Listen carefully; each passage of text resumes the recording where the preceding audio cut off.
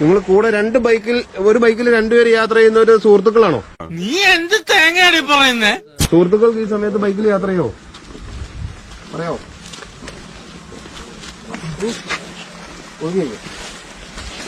ഈ സമയം ആർക്കൊക്കെയാണ് ബൈക്കിൽ രണ്ടുപേർക്ക് യാത്ര ചെയ്യാവുന്നത്? ഇതറിയോ? ഇതാർക്കെങ്കിലും അറിയോ? ഒരു കുടുംബത്തിന് മാത്രം അച്ഛൻ, അമ്മ, ചേട്ടൻ, അനിയൻ, ആങ്ങള, പെങ്ങള, ഭാര്യ, ഭർത്താവ് ഇങ്ങനെയുള്ളവർക്ക് ഒരു ബൈക്കിൽ രണ്ടുപേർക്ക് യാത്ര ചെയ്യാൻ പറ്റുള്ളൂ ഇപ്പം. കാരണം ഈ കോവിഡിന്റെ ഉള്ളതുകൊണ്ടാണ്. അല്ലെങ്കിൽ സിംഗിൾ യാത്രയെ പറ്റുള്ളൂ ഒരാൾക്ക്. സോഷ്യൽ ഡിസ്റ്റൻസ് നമുക്ക് കീപ്പ് ചെയ്യാൻ സാധിക്കില്ല. അതുകൊണ്ടാണ് അത് അങ്ങനെ പറയുന്നത്. അപ്പൊ ആ ഒരു ബൈക്കിൽ രണ്ടുപേര് വെച്ച് വന്നവരെ ഒരു ചെറിയ ഫൈൻ അടയ്ക്കും. അല്ലെങ്കിൽ ഞങ്ങൾ കേസെടുക്കും. ഏത് വേണം നിങ്ങൾക്ക് തീരുമാനിക്കാം. ഞങ്ങളുടെ ഇരിഞ്ഞാലൂടെ സാർ, ഇരിഞ്ഞാലക്കുട, തൃശ്ശൂര്. അവിടെയൊക്കെ കണ്ടമാനം കോവിഡ് ഉള്ള സ്ഥലമാണ്. അപ്പൊ നമ്മളിങ്ങനെ ഇറങ്ങി നടന്നാൽ നമുക്ക് എന്തെങ്കിലും സുരക്ഷിതത്വം ഉണ്ടോ? ഇത് മറ്റുള്ളവർക്ക് വരില്ല എന്നുള്ള, അല്ലെങ്കിൽ ഈ കൂടെ രണ്ടുപേര് യാത്ര ചെയ്യുമ്പോഴേ ഇത് നമുക്കത് കീപ്പ് ചെയ്യാൻ പറ്റുമോ? പറ്റില്ല. അപ്പൊ അതുകൊണ്ട് ഒന്നിനും നിങ്ങൾ അതിന്റെ ഒരു ഫൈൻ അടയ്ക്കുക, ചെറിയൊരു ഫൈൻ അടയ്ക്കുക. അല്ലെങ്കിൽ ആ രണ്ടുപേര് വെച്ച് വന്നവർ മാത്രം മതി, ബാക്കിയുള്ളവർക്ക് വേണ്ട. രണ്ടുപേര് വെച്ച് 3 വണ്ടി രണ്ടുപേര് വെച്ചാ ഇല്ലേ? ആ 3 പേര് ഓരോ ചെറിയ ഫൈൻ അടയ്ക്കും. ആ 3 പേര് വന്ന് പറഞ്ഞാൽ മതി സാറേ. വേറെ ഒന്നുമില്ല.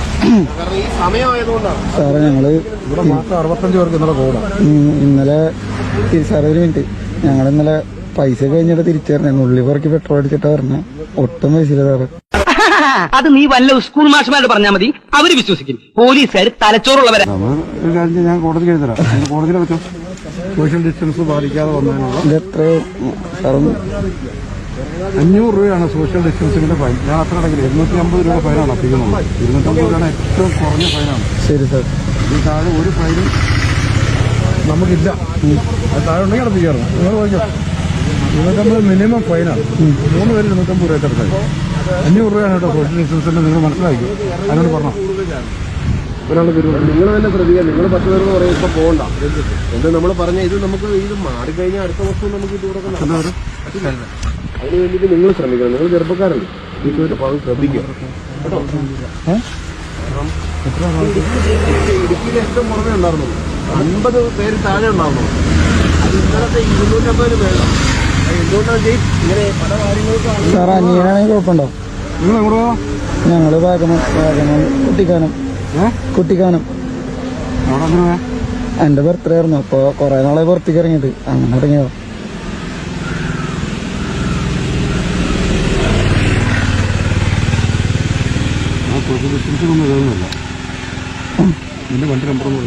KL37. അയ്യോ, 50 വണ്ടി.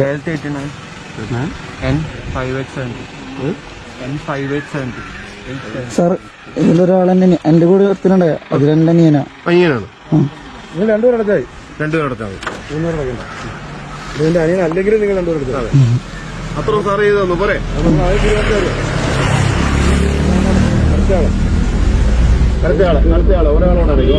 ഒരാളോടാണ്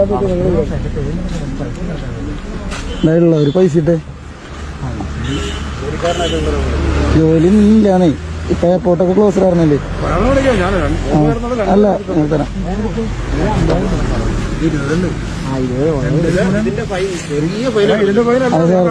താങ്ക് യു സാർ. സോഷ്യൽ ഡിസ്റ്റൻസിന് 500 രൂപയാണ് ഫൈൻ. അത് അടപ്പിക്കുന്നില്ല. നിങ്ങൾ നോക്കും 250 രൂപ അടപ്പിക്കുന്ന ഫൈൻ ഇതൊക്കെ ഉള്ളൂ. സർക്കാർ ഇപ്പൊ സോഷ്യൽ ഡിസ്റ്റൻസിന് 500 രൂപ ഫൈൻ. നിങ്ങൾ പേപ്പറൊക്കെ വായിക്കുന്നല്ലോ. ഇന്ത്യയുടെ പേപ്പറിലൊക്കെ വന്നില്ലേ 500 രൂപയ്ക്ക് 200 എന്നുള്ളത് 500 അറിയാം സാർ. മാസ്ക് സോഷ്യൽ ഡിസ്റ്റൻസ് അല്ല. അടുത്തയാളുടെ വണ്ടി നമ്പർ നോക്കി. KL63.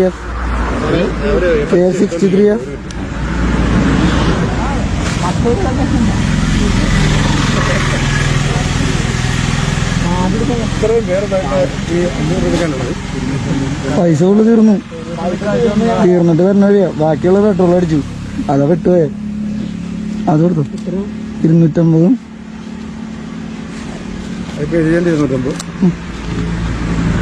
ഇനി എത്ര? 250 കൂടെ. ഇനാരാ?